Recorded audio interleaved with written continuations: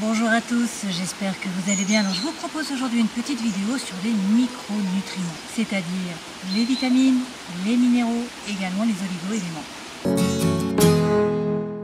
Alors, les micronutriments n'ont pas de valeur énergétique en fait pour le corps, mais ils sont vraiment indispensables à la bonne assimilation, à la bonne transformation et également à la bonne utilisation des macronutriments. Donc, qu'est-ce que sont les macronutriments?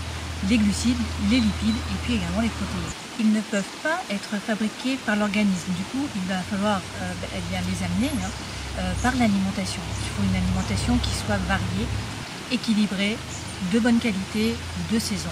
Alors, avec l'élevage intensif, les pesticides, la manipulation des cultures et puis aussi la transformation industrielle, autant vous dire que l'aspect à la fois qualitatif et quantitatif des nutriments dans l'alimentation a énormément diminué toutes ces dernières années. Alors, ils constituent à la fois des cofacteurs mais aussi des coenzymes dans l'activité enzymatique et puis ils ont un rôle vraiment important dans la protection contre le stress oxydatif. Ils occupent donc vraiment une place essentielle dans le métabolisme et les fonctions physiologiques des tissus. Alors, on commence avec les vitamines. Donc, ce sont des substances qui sont indispensables pour le bon fonctionnement du corps en petite quantité. Le corps ne peut pas les synthétiser, donc il faut absolument qu'elles soient dans l'alimentation. Et elles ont un rôle fondamental dans de nombreux processus chimiques. Donc, par exemple, elles vont aider les neurotransmetteurs à se transformer, la dopamine en noradrénaline, en adrénaline, la sérotonine également, donc le tryptophane en sérotonine et puis en mélatonine, etc. Alors, il y a la vitamine A, la B, la C, la D, la E, la F, la H, la K, la P, la T, la U, la choline, l'inositol et puis également le PABA. Je vais vous mettre dans la description de la vidéo un petit peu tout ce à quoi ces différentes vitamines correspondent et où vous pouvez les trouver, quelles sont les sources alimentaires. Ça serait trop long de tout vous énumérer, puis ce n'est pas l'objet de la vidéo. Là, l'objectif, c'est vraiment de comprendre comment mieux assimiler ces vitamines et pourquoi elles sont importantes. Donc, comme je vous le disais, ces vitamines vont être utilisées notamment pour assimiler les glucides, les lipides et les protéines, les protéines. Elles agissent aussi avec les oligo-éléments qu'on va voir juste après pour défendre l'organisme. Mais en fait, elles fonctionnent en synergie. Par exemple, la vitamine A va jouer en synergie avec la vitamine E et les vitamines B. Elles participent au métabolisme du calcium, du zinc et également du phosphore. Donc en fait, c'est interdépendant. Les vitamines et les minéraux synthétiques sont moins bien assimilables par le corps. Donc il faut toujours privilégier l'alimentation pour apporter ces fameuses vitamines. Il va falloir aussi favoriser les graines germées et puis les lactofermentés qui peuvent en apporter une grande quantité. Ce qu'il faut comprendre, c'est que vu qu'elles agissent finalement en synergie et qu'en fait toutes elles interagissent, il faudrait normalement les prendre, en général moi je les conseille, en multivitamines. C'est-à-dire qu'on va prendre un multivitamine où dedans on va avoir toute une liste de vitamines et puis à laquelle on rajoute la choline, le coenzyme Q10, etc. Donc vous savez qu'en général je donne le multivitamine de chez Unae parce que pour moi c'est le meilleur multivitamine. Toutefois, si vous fumez par exemple, je vais vous conseiller de prendre de la vitamine C tous les jours. Exactement comme si vous avez un stérilet en cuivre, je vais vous demander de vous complémenter en zinc parce qu'ils interagissent ensemble. Mais là, il est question des oligo-éléments que nous verrons après. Passons maintenant aux minéraux. Il y a plus de 65 minéraux dans le corps, dont 22 qui sont vraiment indispensables. Ces minéraux se scindent en deux sous-familles, les sels minéraux et les oligo-éléments. Alors on commence avec les sels minéraux. Ce sont donc des substances qui sont nécessaires à l'organisme en petite quantité. Ça dépend également des individus. Et elles sont apportées par l'alimentation. Pourquoi? Parce que l'homme est hétérotrophe. Il n'est donc pas capable d'assimiler les minéraux par lui-même. Il doit utiliser les plantes. Donc les plantes, elles sont autotrophes. Donc elles sont capables de transformer en fait les minéraux. Donc ces minéraux sont chélatés par les plantes et ensuite la personne, nous mangeons les plantes et ainsi nous assimilons les minéraux. Alors dans ces sels minéraux, vous avez l'azote, le calcium, le carbone, le chlore, l'hydrogène, le magnésium, l'oxygène, le phosphore, le potassium, le sodium et également le soufre. Certains sont acidifiants, d'autres sont alcalinisants. Alors les acidifiants sont vraiment l'azote, le chlore, le soufre et également le carbone. Mais par exemple le chlore est nécessaire.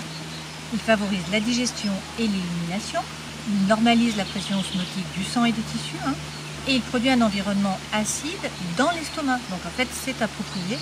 Cela va favoriser l'absorption à la fois du fer et aussi de la vitamine B12. Le magnésium, par contre, lui, il est alcalinisant. Il régule l'équilibre nerveux, musculaire, mais aussi du cœur. Alors bien sûr, il y a des produits qui vont faire diminuer ces sels minéraux. Par exemple, pour le magnésium, si vous buvez de l'alcool, vous prenez des diurétiques, s'il y a beaucoup de stress, si vous avez de la diarrhée, s'il y a trop de zinc ou trop de fluor, en fait, ça va augmenter les besoins en magnésium. Ça va être la même chose si vous avez un terrain, en fait, spasmodique.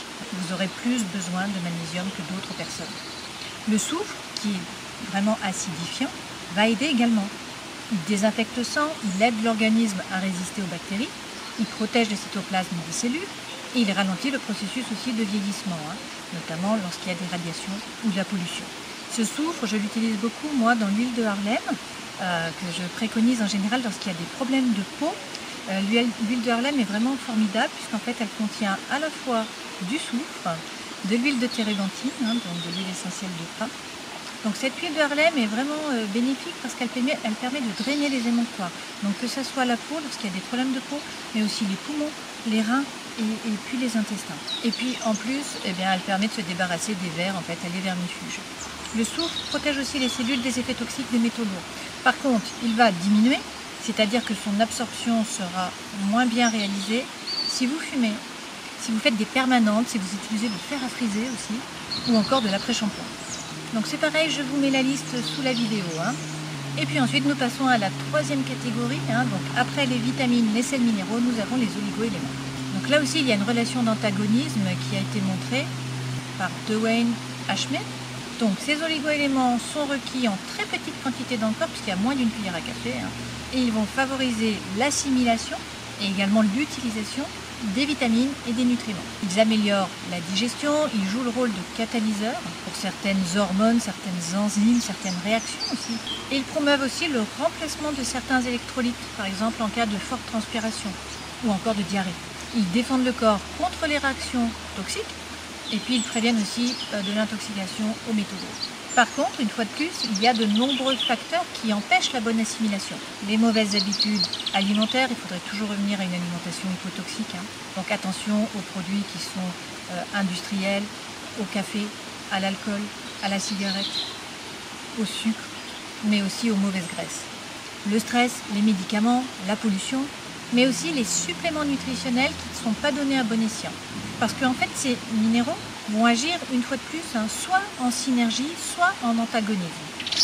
Donc voici, je vous mets l'image de des relations d'antagonisme entre oligo-éléments qui ont été donc publiées par Dewayne Ashmed.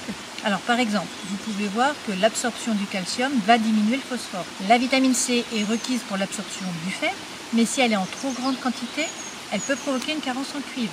Exactement comme le zinc en excès va diminuer l'absorption du cuivre. Et inversement, c'est pour ça que je vous parlais tout à l'heure des stérilés en cuivre, qui vont donc diminuer l'absorption du zinc. La vitamine D va accroître l'absorption du calcium, mais en excès, elle va diminuer le magnésium. Il est donc très difficile de préserver l'équilibre du métabolisme. Et en rajoutant des choses à mauvais escient, on peut tout faire basculer finalement. L'équilibre est toujours très complexe. Donc, il faudrait revenir à une alimentation bio, qui soit hypotoxique, qui soit de saison avec des produits frais, une majorité aussi de produits crus, et puis très peu de transformés, très peu de gras, de mauvais gras, parce que bien sûr il faut des oméga 3 et des oméga 6, il faut le bon ratio entre les oméga 3, 6 et 9.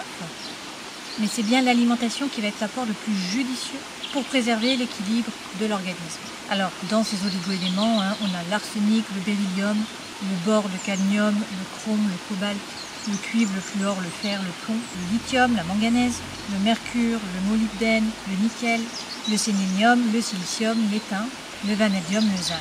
Donc ces produits sont nécessaires en petite quantité et il ne faut pas vous complémenter n'importe comment. Lorsque vous vous complémentez, c'est bien vraiment d'utiliser des multivitamines pour qu'il y ait un petit peu de tout dedans. Et puis l'intérêt aussi là du plasma marin, du plasma de Quinton. Donc je vais vous faire une vidéo là-dessus, puisque en fait le plasma marin, le plasma de Quinton, contient du chlore, du sodium, du magnésium, du calcium, du potassium et puis également des sulfates de calcium, de potassium et de sodium, tout dans un même élément. Et cette fois-ci, vous pouvez l'assimiler. Je dis toujours qu'on ne peut pas assimiler les minéraux qui sont dans l'eau, puisque l'homme est hétérotrophe.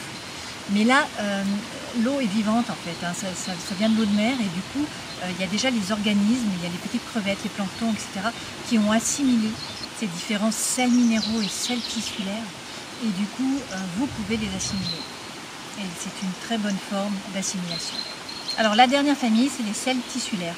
Ce sont des éléments inorganiques cette fois-ci qui sont présents dans le corps. Ils sont considérés comme les ouvriers et les constructeurs du corps et sont présents principalement dans le sang et dans les tissus. Les ions en fait vont utiliser l'eau, les substances organiques pour construire et maintenir les cellules de l'organisme. Ils stimulent les fluides, les cellules et les tissus à réagir et entraînent une polarisation ou dépolarisation, donc soit de la construction, qu'on appelle l'anabolisme, soit de la déconstruction, qu'on appelle la phase de catabolisme. Et donc, une fois de plus, ce sont les végétaux qui vont convertir en fait les minéraux et les métaux de base qui sont dans la terre en sels afin que le corps puisse les utiliser.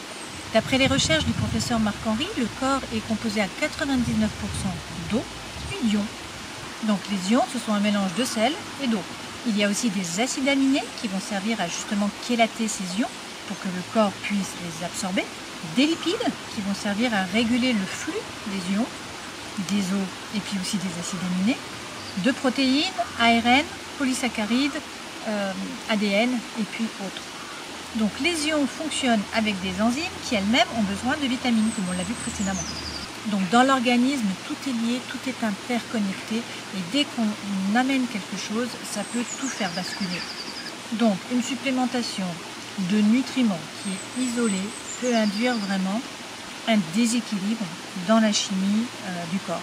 Alors il y a 12 sels tissulaires de base qui ont été présentés par Schussler, chlorure de potassium, chlorure de sodium, fluorure de calcium, phosphate de fer, phosphate de calcium, phosphate de potassium, phosphate de magnésium, phosphate de sodium, le silicium, extrêmement important pour le corps, qui apporte la lumière, et puis les sulfates, donc sulfate de calcium, de potassium et de sodium.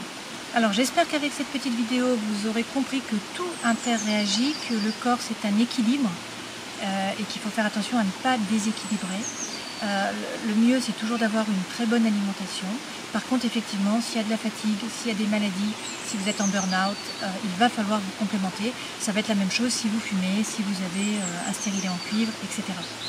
Donc c'est vraiment selon vos habitudes de vie aussi et selon les maladies, les pollutions, ce qu'il y a autour de vous qu'il va falloir vous complémenter ou pas. Je vous retrouve dans une prochaine vidéo pour vous parler du plasma de Quinton. Ciao!